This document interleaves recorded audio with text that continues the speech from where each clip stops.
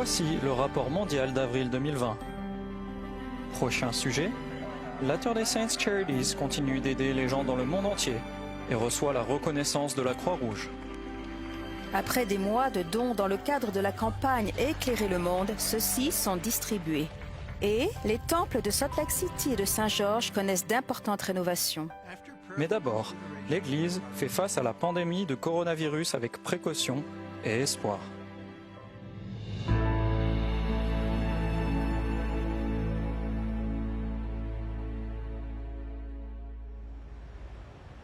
Alors que le Covid-19 se répand à travers le monde, l'Église de Jésus-Christ des Saints des Derniers Jours prend des mesures sans précédent pour lutter contre la propagation du virus. Après avoir considéré à l'aide de la prière et avec le désir sincère de faire partie de la solution face à ce défi, nous avons mis en place des ajustements temporaires dans la façon dont nous adorons le Seigneur. Avec beaucoup de précautions, les temples sont fermés, les services de culte sont suspendus à travers le monde et la conférence générale n'accueillera pas de public. Les autres changements comprennent la fermeture de Temple Square et les universités de l'Église assurent des cours en ligne. Dans certaines régions, les missionnaires ont été transférés et les nouveaux missionnaires suivent leur formation en ligne au lieu de se rendre dans les centres de formation. Malgré ce risque mondial, le président Nelson a délivré un message rassurant et plein d'espoir. Ces difficultés uniques auront une fin. Je suis optimiste pour l'avenir. Je sais que Dieu a en réserve de grandes et merveilleuses bénédictions pour tous ceux qui l'aiment et le servent. Je vous aime, je prie pour vous et je vous promets que vous recevrez du réconfort et ressentirez la paix à mesure que vous l'écoutez. Pour obtenir des informations à jour concernant l'impact du coronavirus, rendez-vous sur newsroom.churchofjesuschrist.org. Toujours doté de son manteau de prophète de Dieu, Russell Nelson, âgé de 95 ans et président de l'Église de Jésus-Christ des Saints des Derniers Jours, ainsi que Todd Christopherson du Collège des 12 Apôtres, se sont rendus en novembre auprès du peuple d'Asie du Sud-Est. Leur premier arrêt s'est fait à Hanoï et Ho Chi Minh Ville, au Vietnam, où le président Nelson a rencontré de nombreux jeunes adultes seuls de l'Église. Bonjour, enchanté. Beaucoup étaient membres de la première génération. Nous venons de loin et avons fait beaucoup d'heures d'avion. Nous avons peu dormi, mais aimerions vous aider si possible. Aujourd'hui, en rencontrant le prophète, j'ai ressenti le grand amour de notre Père céleste. J'en ai eu les larmes aux yeux. En plus des adultes seuls, le président Nelson a rencontré d'autres membres et des amis de l'Église lors de veillées spirituelles. J'éprouve de profonds sentiments de reconnaissance envers vous. Vous êtes très spéciaux. Les dirigeants de cette église mondiale ont poursuivi leur service à la manière du Sauveur à Phnom Penh, au Cambodge. Là-bas, le président Nelson a réjoui des centaines de membres de l'église quand il a dévoilé une représentation du temple de Phnom Penh. Vous aimeriez en savoir plus sur ce temple? Voyons la photo. Voilà à quoi il ressemblera. La veille de la réunion, le prophète et frère Christopherson ont rencontré le premier ministre adjoint du Cambodge. Nous avons eu le grand privilège de rencontrer le Premier ministre adjoint, qui est une femme merveilleuse et extraordinaire. Leur étape suivante a été l'île de Singapour, où le prophète de l'Église de Jésus-Christ a rencontré des familles de saints des derniers jours, membres depuis plusieurs générations. La première chose qu'il a dite à mon fils a été « Je t'aime ». Je t'aime. Cela m'a vraiment surprise. Allez les enfants, vous venez tous à la réunion. Lors d'une réunion diffusée par satellite parmi les assemblées des saints de Singapour, le président Nelson a parlé de principes centrés sur le Christ pour fortifier les générations futures. Je vous en prie, aidez ces chers enfants à comprendre que Dieu a tant aimé le monde qu'il a donné son Fils unique.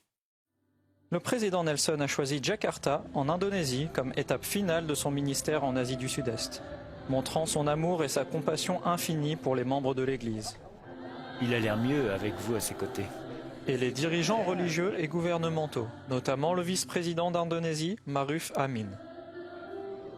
Je ressens un profond sentiment de gratitude envers notre Père Céleste et nos premiers pionniers. Nous connaissons ces personnes et nous les aimons.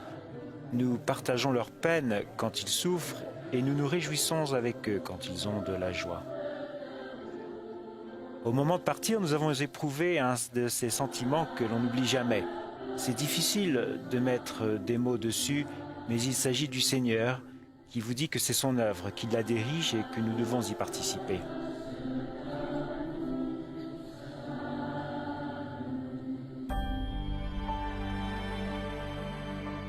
Dans les Écritures, il y a très peu d'exemples sacrés où la voix de Dieu le Père a été entendue. À maintes reprises, il a personnellement présenté son Fils bien-aimé Jésus-Christ avec la directive précise de l'écouter. Pendant les jours précédant la conférence générale, le président Nelson a lancé au monde l'invitation spéciale d'écouter la voix de notre Sauveur Jésus-Christ. Je vous invite à réfléchir profondément et souvent à cette question clé. Comment l'écoutez-vous ? Notre Père nous aime et désire ardemment que chacun de nous choisisse de retourner en sa sainte présence. Il nous supplie de nous efforcer de tout notre cœur, de toute notre force, de tout notre esprit et de toute notre âme de l'écouter. Découvrez des façons de raconter comment vous écoutez la voix du Sauveur sur hearhim.org. Au bord de la baie de Chesapeake se trouve Annapolis au Maryland, foyer de l'Académie navale des États-Unis et capitale de l'État. En novembre, c'est là que Henry Eyring de la première présidence et Gary Stevenson du Collège des 12 apôtres ont été invités par le gouverneur Larry Hogan dans son bureau d'Annapolis. C'est la seule photo que j'ai jamais vue de mon arrière-grand-mère. Là, ils ont fait au gouverneur le cadeau de son histoire familiale et discuté des façons dont les habitants du Maryland pourraient utiliser l'initiative Just Serve pour promouvoir des occasions de bénévolat. Nous aimons notre partenariat avec vous, visant à faire du bien. Après leur visite au Maryland, ces dirigeants se sont rendus à Charlotte, en Caroline du Nord, pour rencontrer des dirigeants et des missionnaires à plein temps de cette région. Il vous aime et il vous a appelé. Leur foi et leur dévouement étaient palpables. Cela se sentait. Si vous vous rapprochez de lui, il se rapprochera de vous. Les dirigeants de l'Église ont conclu leur ministère en assistant à une conférence de pieux le dimanche matin. La session est ouverte. La bienveillance et le respect avec lequel le président Eyring exerce son ministère l'ont encore accompagné en Idaho début mars. Merci. C'est pour moi un honneur d'être ici. Il s'est d'abord arrêté au capital de l'État d'Idaho, à Boise, où il a ouvert une session législative par une prière à la Chambre du Sénat. Notre cher Père Céleste. Puis, il a rencontré Brad Little, le gouverneur, et lui a offert un document retraçant son histoire familiale. Les dirigeants de l'État, le gouverneur, un homme remarquable, et les membres de la Chambre et du Sénat, encore une fois, on perçoit la bonté de ces gens-là. C'est un État remarquable. J'étais ravi d'être là et de représenter l'Église. Lors de son passage à Boise, le président Eyring a visité la Banque alimentaire d'Idaho pour y représenter l'Église et annoncer un partenariat dans le secours aux pauvres et aux nécessiteux.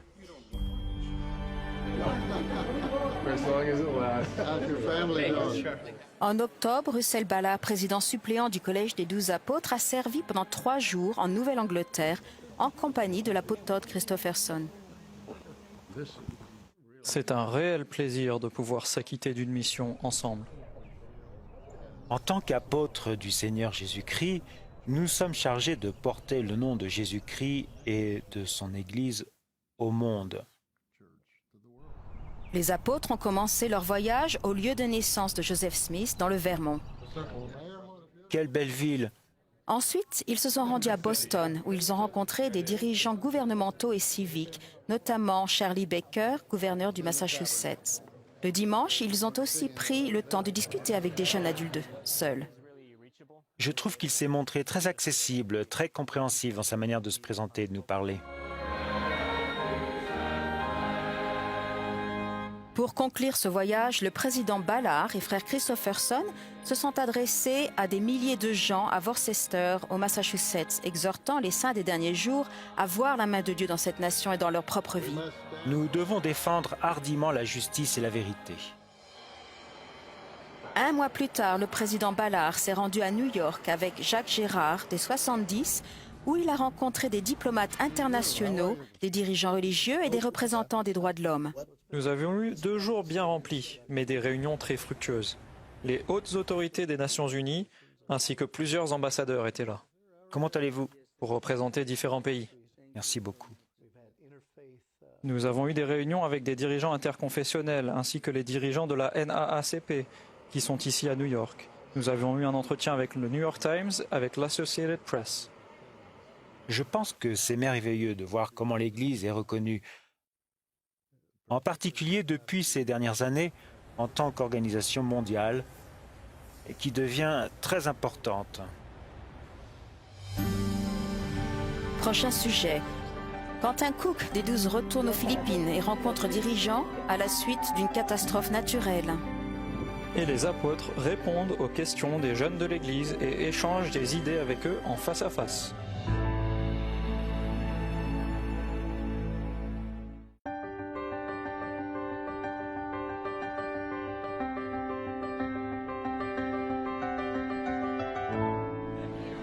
Bonjour sœur, comment allez-vous? Pendant près d'1 semaine, Quentin Cook, du Collège des 12 apôtres, et sa femme, Marie, ont exercé leur ministère aux Philippines, où résident plus de 800 000 saints des derniers jours. Notre toute première mission, quand il est devenu autorité générale, a été aux Philippines.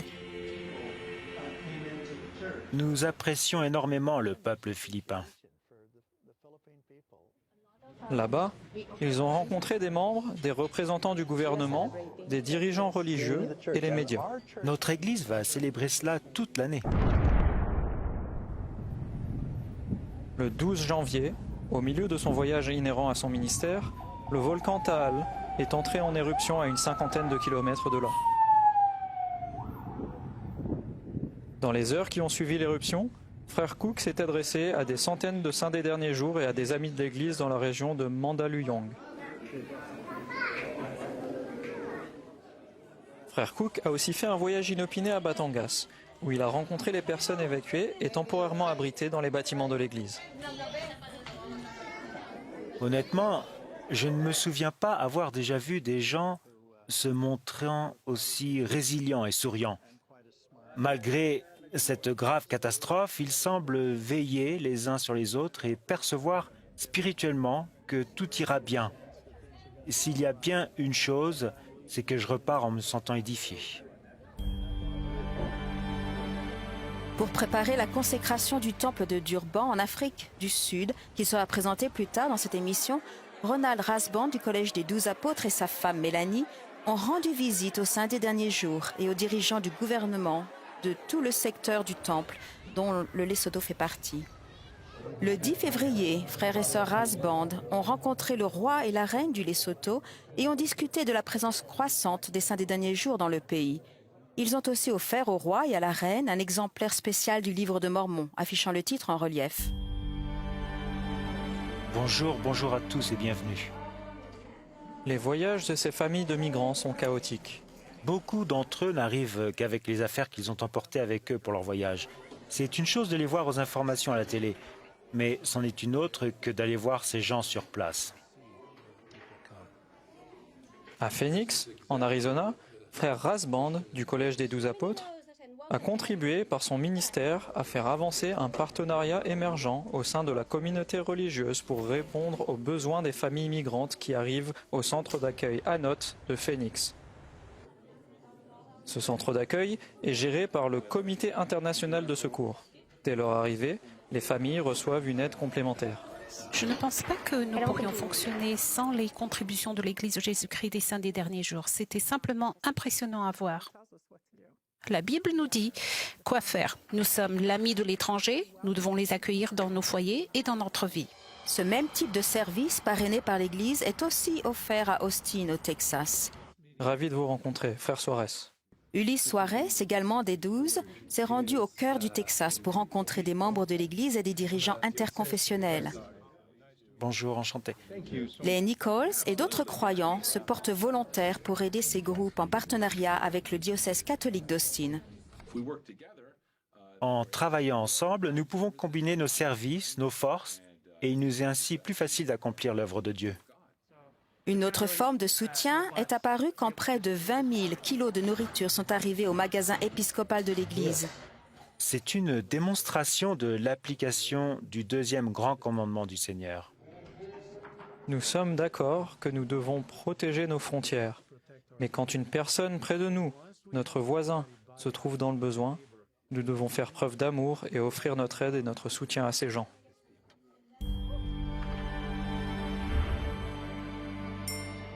Nous sommes ravis d'être ici avec vous ce soir. Dans la continuité des fameuses réunions spirituelles mondiales, 3 face-à-face différents ont eu lieu récemment, permettant aux jeunes saints des derniers jours de poser des questions directement aux dirigeants de l'Église. Giovanna d'Arizona demande « Comment puis-je surmonter ma peur de ne pas prendre la meilleure décision ?» En septembre, Ulysse Suarez du Collège des 12 apôtres et Greg Christensen des 70 ont rencontré un auditoire de l'Église âgé de 18 à 30 ans lors d'une diffusion satellite de l'Université de Brigham Young. J'espère qu'ils découvriront que Dieu les aime et qu'ils peuvent toujours compter sur cet amour. Bienvenue à ce face-à-face mondial de l'Église. En novembre, au tabernacle de Salt Lake City, le plus grand face-à-face jamais organisé s'est tenu avec Gary Gong, des 12, et d'autres dirigeants de l'Église, qui ont annoncé les détails du nouveau programme pour les enfants et les jeunes. Le même programme est offert aux jeunes de partout et aux enfants de partout, avec une souplesse et une adaptabilité immense, afin que, quel que soit l'endroit où ils se trouvent, quelle que soit leur situation, le programme fonctionne pour eux. Ce nouveau programme incite les jeunes à acquérir des vertus chrétiennes en développant de nouveaux talents, en élargissant leurs centres d'intérêt et leurs capacités, et en se préparant pour le service missionnaire, les études, le travail et la vie de famille. J'ai hâte d'utiliser l'application. Je pense qu'elle m'aidera à mieux atteindre mes objectifs. David Archuleta, artiste invité, a chanté le chant du thème des jeunes de 2020.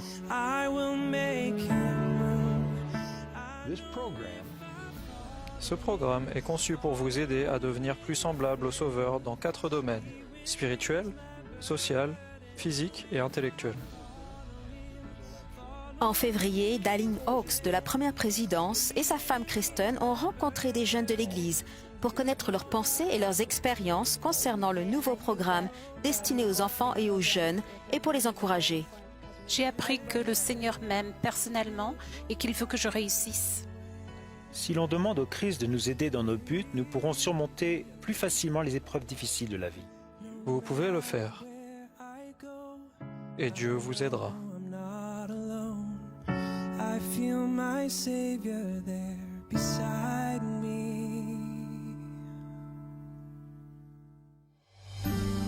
Tout de suite, unir ses efforts pour aider et guérir. La célébration de plusieurs décennies en partenariat avec la Croix-Rouge. Et aussi, la première présidence accueille un dirigeant de la Ligue islamique mondiale à Salt Lake City. Incroyable.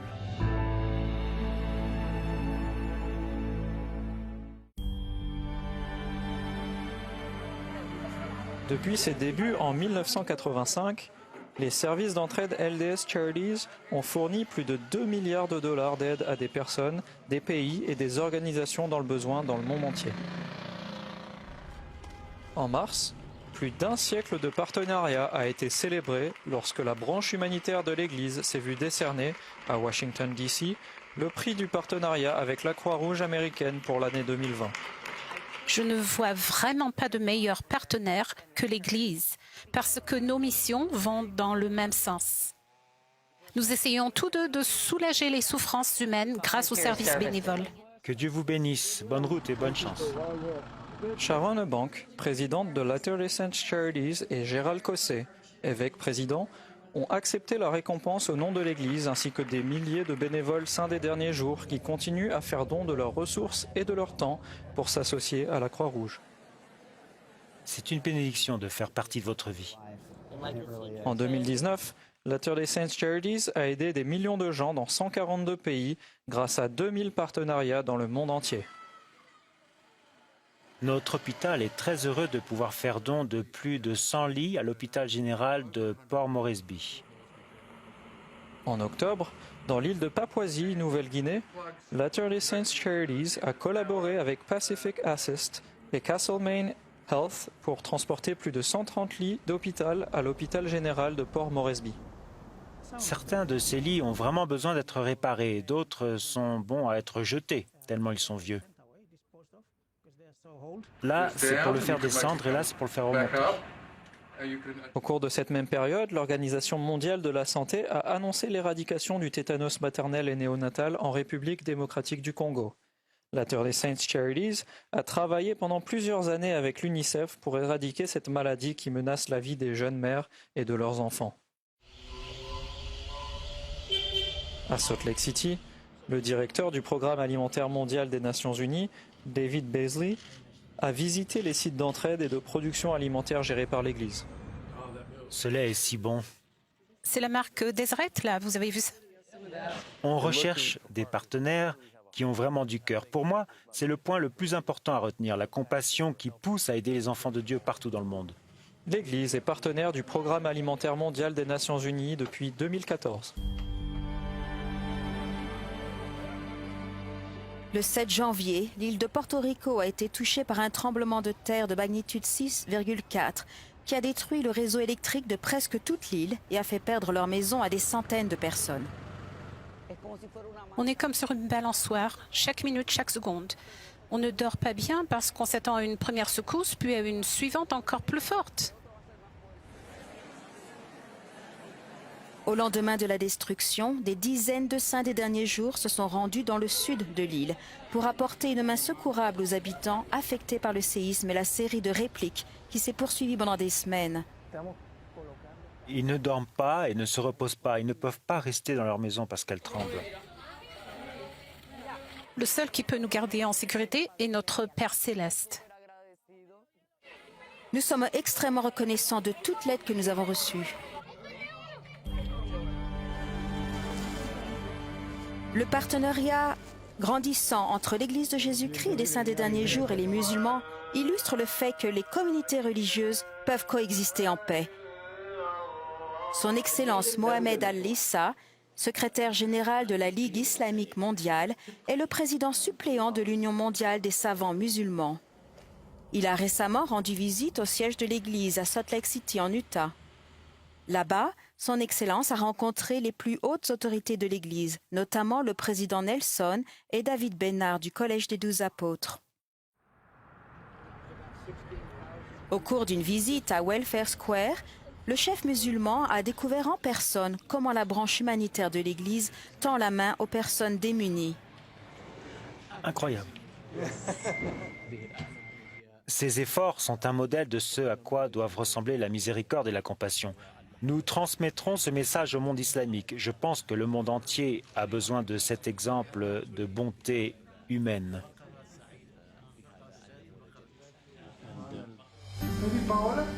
À suivre encore, autrefois hors de portée, les études supérieures sont accessibles à plus de 40 000 étudiants du monde entier.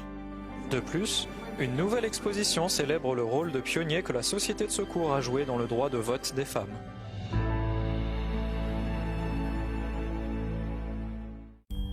Je vais vous demander, peut-être à toi, Piora, si tu peux lire l'histoire de Nelson et Denis. L'Église de Jésus-Christ des Saints des Derniers Jours élargit son accès à l'enseignement supérieur grâce à BYU Pathway Worldwide. Près de 42 000 étudiants sont maintenant inscrits dans les programmes d'études en ligne. BYU Pathway Worldwide a été créé pour permettre à des personnes qui autrement n'auraient pas accès à l'instruction de suivre des études à prix abordable et avec une composante spirituelle. Nous devons mener une bonne vie. Il opère dans plus de 100 pays et 500 endroits. Et il est vraiment fait pour fonctionner partout où l'Église est organisée. Il m'a préparé pour des rôles de dirigeante. Parfois, j'ai l'impression que je peux mieux prendre les choses en main maintenant que je ne le pouvais avant de commencer ce programme. BYU Pathway Worldwide est divisé en deux programmes de base. La première partie est ce qu'on appelle le Pathway Connect, qui aide les étudiants à se préparer et à retourner à l'université. Et la deuxième partie du programme comprend le certificat et le diplôme. Nous avons découvert qu'il était très important que les élèves trouvent un intérêt immédiat dans l'instruction qu'ils reçoivent. Et la toute première année, ils acquièrent une compétence professionnelle. Ils étudient dans des domaines où l'on peut trouver un emploi immédiatement. Dès le début, on se rend compte que le programme Pathway nous offre tout ce dont on a besoin pour réussir, pour être capable de faire ce qu'il faut et trouver un meilleur emploi, être mieux payé.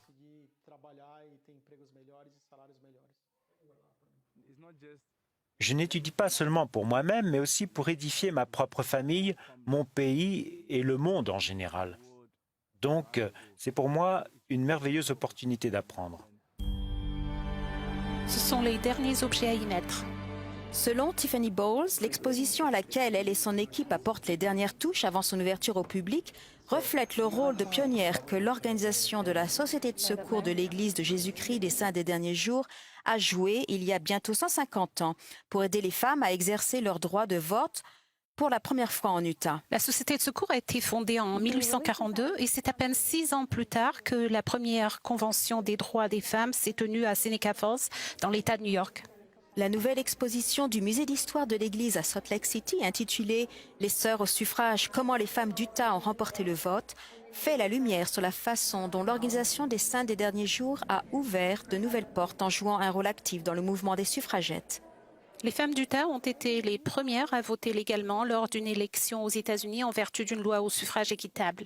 Parmi les articles exposés, on trouve des objets qui appartenaient à certaines des suffragettes saintes des derniers jours de l'Utah, et notamment le document législatif de cet État émancipant officiellement les femmes en 1870. Emmeline Wells est une de mes héroïnes. Jane Bingham, 17e présidente générale de la Société de secours, ainsi que des dirigeants politiques locaux se sont rassemblés pour célébrer l'inauguration de l'exposition que les visiteurs peuvent à la fois découvrir en ligne sur le site churchjesuschrist.org et en personne jusqu'en janvier 2021. Combien de gens peut-il contenir? Amy a 8 ans et aujourd'hui, sa famille a décidé que leur excursion de la semaine aurait pour destination la dernière exposition du musée d'histoire de l'Église de Jésus-Christ des Saints des Derniers Jours.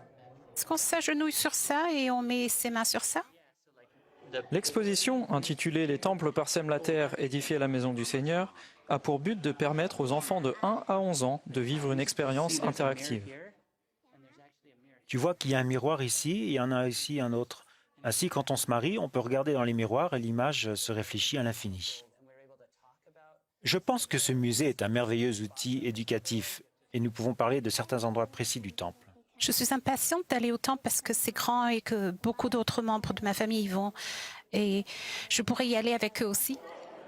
Les enfants comme Amy ne sont pas encore assez âgés pour aller au temple.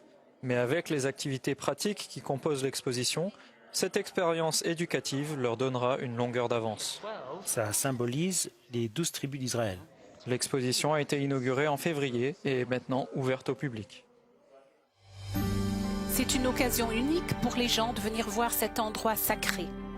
Du Pérou à l'Afrique du Sud, de l'Allemagne aux États-Unis, de nouveaux temples sont consacrés et des temples existants sont rénovés et reconsacrés. Nous vous y emmènerons.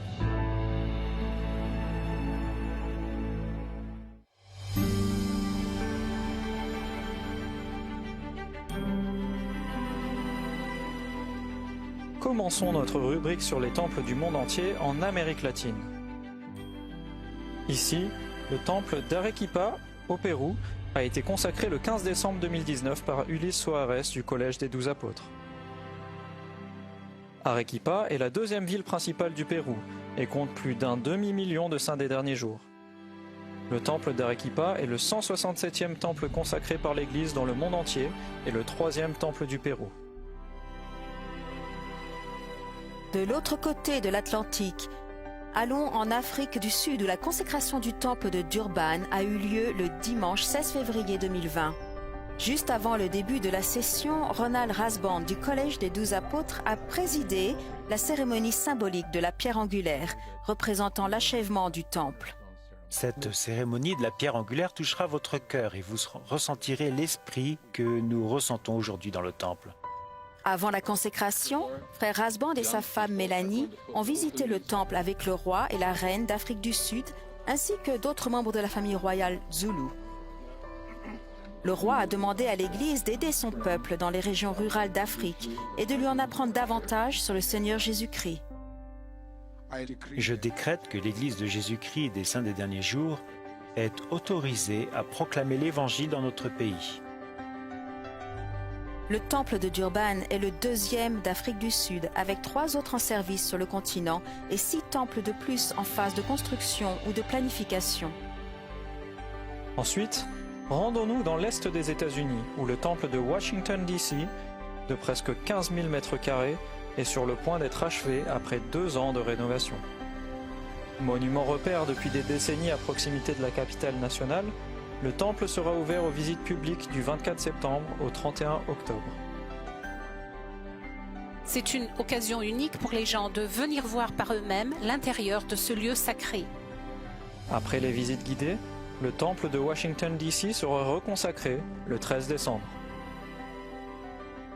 Nous partons en Caroline du Nord, aux États-Unis, où le président suppléant des 12, Russell Ballard, a reconsacré le temple de Raleigh le dimanche 13 octobre 2019. Le temple de Raleigh avait connu diverses étapes de rénovation au cours des 2 dernières années, notamment l'installation d'une flèche plus haute. Le président Ballard a salué beaucoup de personnes présentes pendant la reconsécration et a encouragé les saints des derniers jours à amener leurs enfants au temple quand ils en auront l'âge. De retour en Amérique latine, le temple d'Asunción au Paraguay a été reconsacré par Todd Christofferson le dimanche 3 novembre 2019, après 2 années de rénovation. Frère Christofferson, qui, jeune homme, avait fait une mission dans l'Argentine voisine, a déclaré à l'auditoire « Le temple est le lieu où l'on reconsacre sa vie à l'œuvre du Seigneur ». Notre prochaine étape est en Europe de l'Ouest, où Dieter Uchtdorf est retourné dans son Allemagne natale pour la reconsécration du temple de Francfort le dimanche 20 octobre 2019. Le temple avait fermé en novembre 2015 pour des travaux de rénovation et la construction d'un espace supplémentaire. S'adressant aux jeunes de l'église lors d'une veillée spéciale, frère Uchtdorf a déclaré que le temple était un symbole d'éternité et de l'amour de Dieu à leur égard. Nous nous rendons dans le sud des États-Unis, aux visites guidées et à la reconsécration du temple de Bâton Rouge en Louisiane. Fermé début 2018, le temple est réapparu avec une nouvelle architecture extérieure, ainsi que des éléments structuraux et artistiques reflétant le cadre naturel luxuriant de la Louisiane. Après des visites guidées au public fin octobre, le temple de Bâton Rouge a été reconsacré le 17 novembre 2019 par Quentin Cook du Collège des 12 Apôtres. Enfin, nous retournons dans l'ouest des États-Unis, où des travaux de rénovation des temples historiques sont en cours. C'est une année historique pour les temples de l'Église de Jésus-Christ des Saints des Derniers Jours. Le 17 janvier, à Salt Lake City, l'ancien centre d'accueil des visiteurs au sud du temple a été rasé pour offrir un nouvel aspect plus ouvert et plus accueillant au temple le plus emblématique de l'Église et à ses jardins. Ce que vous voyez maintenant est l'achèvement d'un projet qui a demandé des années de planification. Alors qu'on supprime certains bâtiments et certains arbres, on prend bien soin de préserver les arbres et les sculptures historiques irremplaçables. La plupart de ces travaux extérieurs ont une raison clé: renforcer la structure du temple de sorte qu'elle résiste à un tremblement de terre de magnitude 7.2. La mise à jour sismique du temple est importante. Il faudra beaucoup de travail pour le placer sur un système d'isolation de la base qui le dissociera du sol, de sorte que lors d'un séisme, le sol tremble davantage que le temple. Pendant le déroulement de ces travaux, une grande partie de l'intérieur du temple sera rénovée. Le projet est censé durer 4 ans et pendant cette période, Temple Square restera ouvert. À presque 500 km au sud, l'un des plus anciens temples de l'église est aussi en travaux. Vu son âge et sa date de construction, ce bâtiment est dans un état remarquable.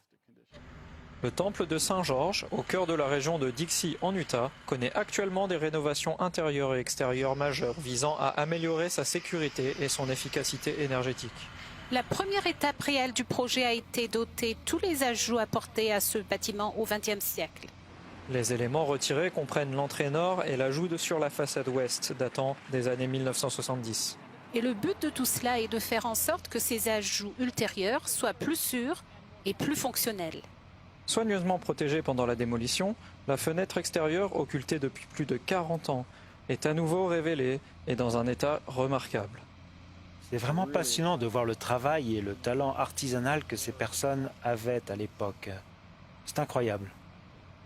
Une fois reconstruite, l'entrée nord et l'élément additionnel à l'ouest se rapprocheront davantage de l'architecture originale de ce temple historique. La rénovation du temple de Saint-Georges est censée se terminer en 2022. À notre retour, la culture et la musique latino-américaine occupent le premier plan grâce à une troupe composée de centaines de personnes issues de plusieurs générations. Et pour la première fois, la conférence d'histoire familiale de Rootstech voyage à l'étranger et affiche une assistance record aux États-Unis.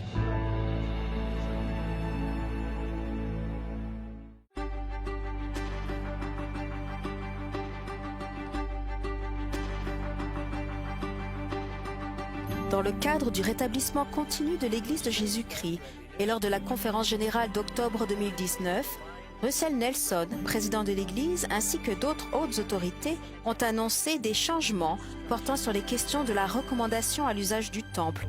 Une nouvelle règle permettant à tous les détenteurs d'une recommandation à l'usage du temple d'agir comme témoins, ainsi que des améliorations aux organisations des jeunes gens et des jeunes filles pour offrir une plus grande souplesse dans les cours et la possibilité aux évêques de travailler plus étroitement avec les jeunes. La première présidence a procédé à des modifications sur les vêtements de cérémonie sacrés portés par les saints des derniers jours qui fréquentent le temple. Comme annoncé en janvier, les nouveaux vêtements du temple ont été simplifiés pour améliorer l'expérience que ce lieu procure. Les anciens modèles de vêtements du temple peuvent toujours y être portés. Les dirigeants de l'Église ont récemment assisté au 36e déjeuner commémoratif annuel du Dr Martin Luther King fils par la branche de la NAACP basée à Salt Lake City. Gary Stevenson du Collège des 12 Apôtres a eu l'honneur d'être l'orateur principal de cette année. Notre relation avec la NAACP est passée de la simple connaissance à l'amitié. Avant, nous nous tenions le bras, maintenant nous nous serrons les coudes.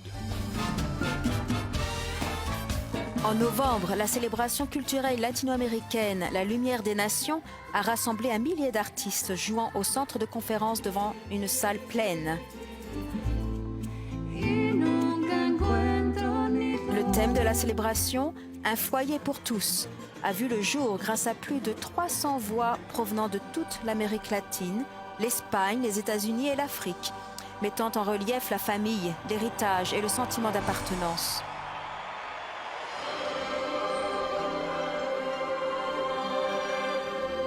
À la mi-décembre, des milliers de personnes se sont rassemblées au centre de conférence de Salt Lake City pour assister au chant et à la magnificence du Tabernacle Choir à Temple Square, de l'Orchestra à Temple Square et de Bells on Temple Square.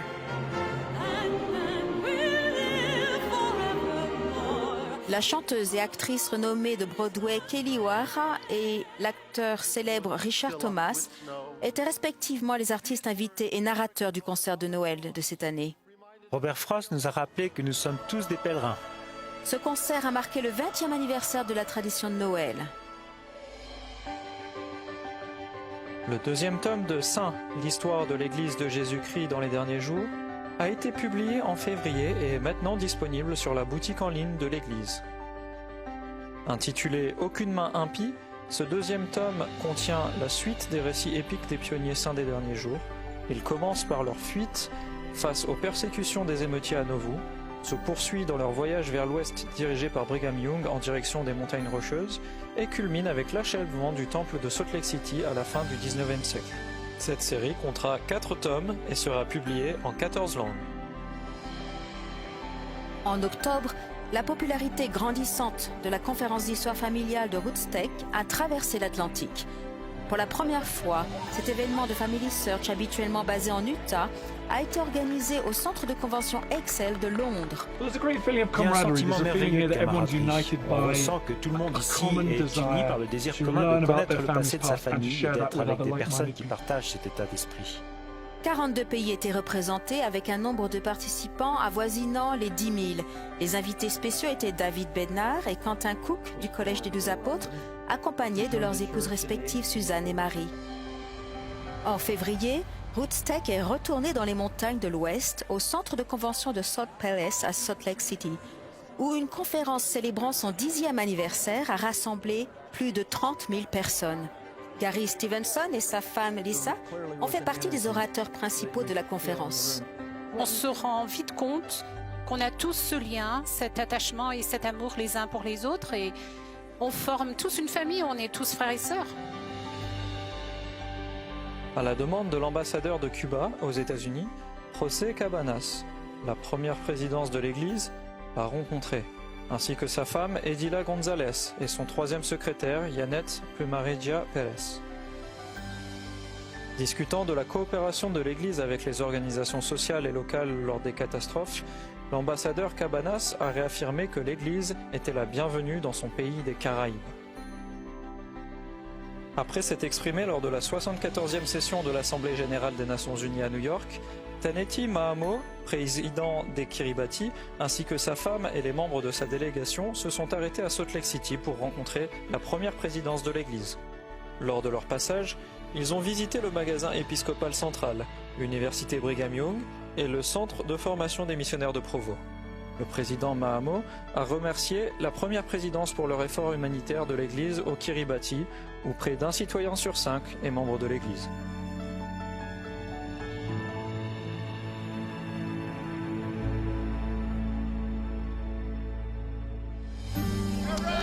À suivre encore, les dons du cœur des saints des derniers jours sont distribués et commencent véritablement à éclairer le monde. Nous sommes tous donateurs et tous bénéficiaires à différents moments de notre vie et une chose comme celle-là nous rapproche les uns des autres.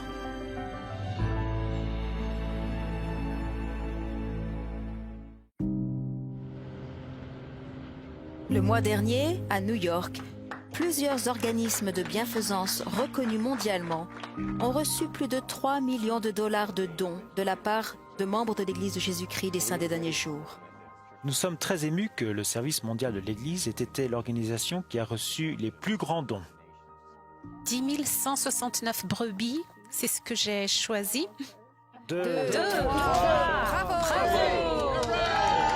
Durant 54 jours pendant la période de Noël et à 10 endroits différents, les distributeurs automatiques de dons ont permis aux gens de participer à la campagne de Noël et de l'Église Éclairer le monde. Collectivement, les membres de l'Église et d'autres personnes ont parrainé la valeur de 6,2 millions de dollars d'activités de services et d'articles individuels, maintenant distribués à des organisations caritatives internationales et locales. Nous n'aurions simplement pas pu faire ça sans nos formidables partenaires de l'Église de Jésus-Christ des Saints des Derniers Jours. Tout cela a été fait dans le but d'éclairer le monde pour nos frères et sœurs dans le besoin. J'organise des choses et je vérifie tous les sacs pour les réfugiés. Nous comblons beaucoup de vides dans les services offerts à la communauté des réfugiés, des kits d'hygiène, de la lessive, des équipements sportifs. L'argent qui est généré va vraiment faire la différence pour beaucoup de réfugiés locaux ici en Utah. Nous sommes tous donateurs et tous bénéficiaires. À différents moments de notre vie, nous donnons ou nous recevons et une chose comme celle-là nous rapproche les uns des autres. Reka avait désespérément besoin de nouvelles lunettes parce qu'elle les avait cassées il y a environ un mois. Son travail scolaire en pâtissait parce qu'elle devait s'asseoir juste devant le tableau. Donc, nous attendions ce rendez-vous depuis un bon moment. J'étais très heureuse de choisir une nouvelle monture. Vu le nombre de gens qui ont encore besoin de lunettes et d'examens oculaires, nous ne pourrions pas le faire sans l'aide des autres. Donc, ce don est une chose qui va vraiment nous aider à équiper les enfants de lunettes. Regarde-toi dans le miroir. D'autres dons issus de la campagne Éclairer le monde ont financé des études pour les jeunes. Je suis profondément touché parce que je pourrais peut-être aussi aider ma famille dans ses problèmes financiers ainsi que mon petit frère à obtenir son diplôme. L'ensemble de la campagne Éclairer le monde revient véritablement à vivre les deux plus grands commandements. Comment aimer Dieu et comment prouver notre amour à Dieu en aimant les autres. Nous vous avons présenté le rapport mondial d'avril 2020. Pour regarder le rapport mondial en ligne, consultez la page des nouvelles sur churchofjesuschrist.org.